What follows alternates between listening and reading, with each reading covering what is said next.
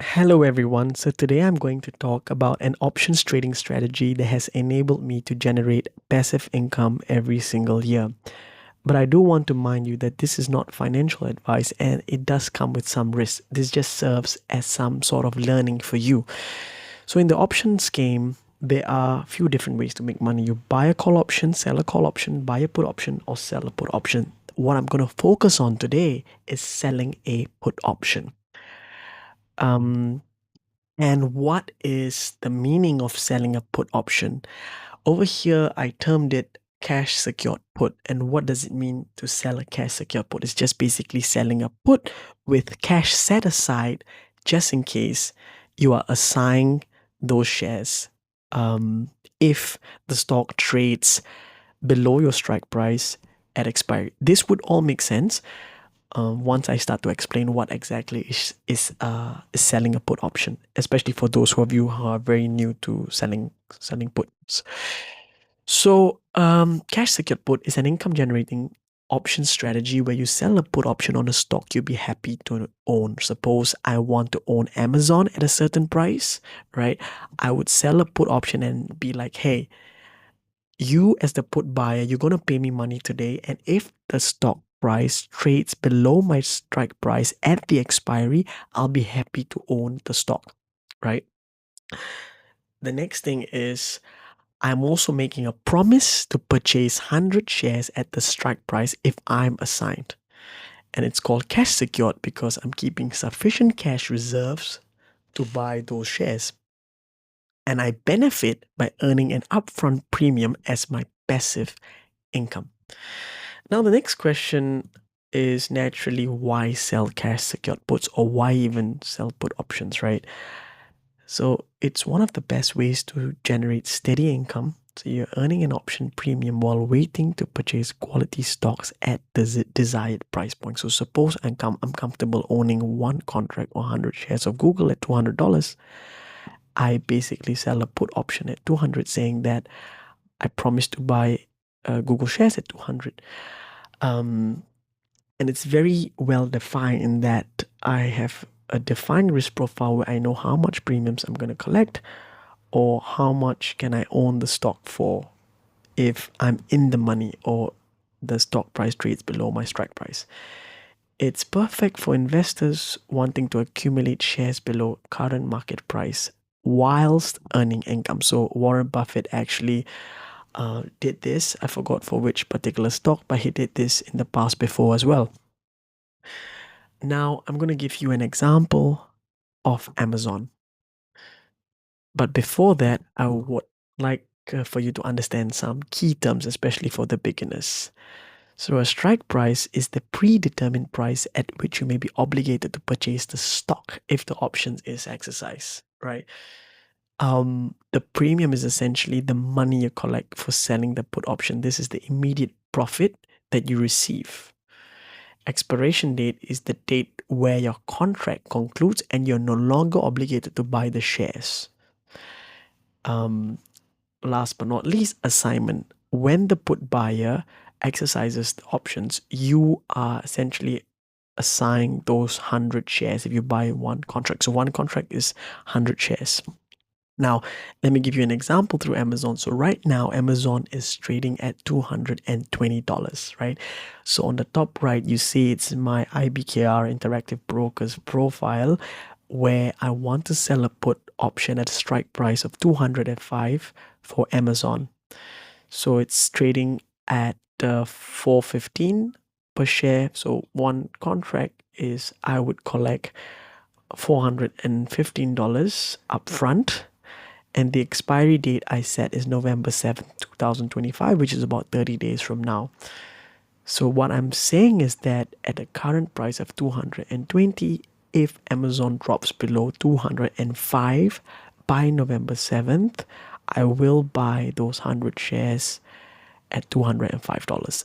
But if Amazon trades above 205, I keep my entire premium that I already got upfront.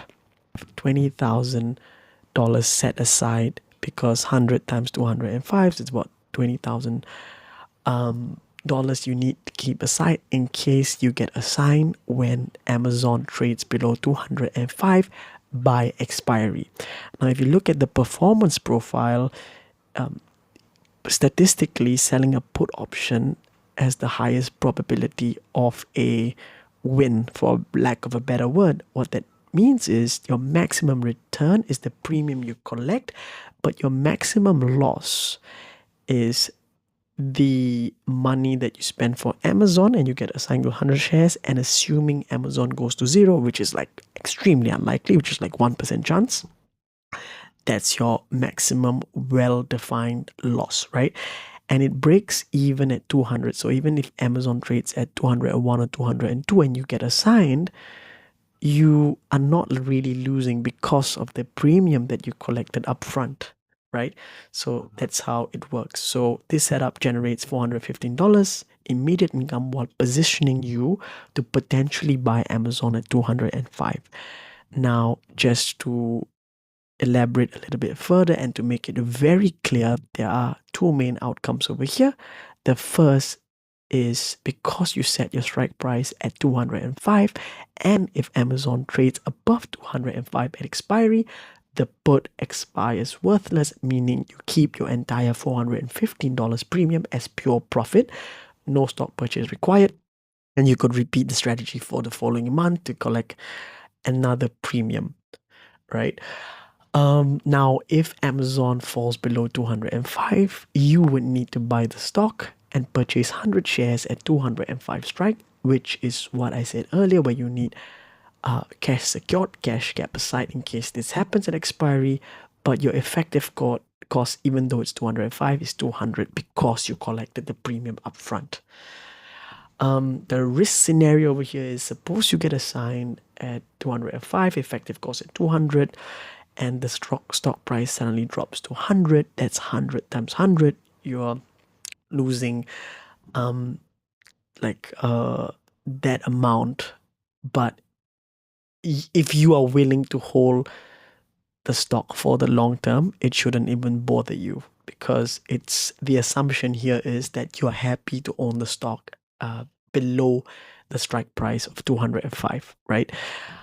So that's the overall different outcomes that you have, and just few things to keep in mind. Want to select high quality stocks and not meme stocks. They may have better premium, but then you run the risk of your stock price going to zero if you were assigned. Secondly, you always want to make sure that you have cash set aside, so that's why it's called a cash secured put. So ensure that you have 100% of the capital, or you could essentially blow up your account. Last but not least, you want to be very clever with when you sell your put option expiry, when your put option expires, because, for example, earnings season could make the stock very volatile, right? So suppose if Amazon, they miss on their targets or their expected earnings, the stock might fall drastically. Or suppose it's very close to Fed meetings, etc., the stock could go up, down, so it can be very volatile. So you want to time your expiry as well, and just monitor news events. Finally, last but not least, I'll just say start with small positions while you learn the mechanics, then scale up as you gain confidence and experience. Maybe you don't want to do it for Amazon, you want to do it for another company, say, I don't know, Grab, which is trading, I think, at $6 now, right? So even if you were assigned, it's what, 6 times 100? Okay, fine.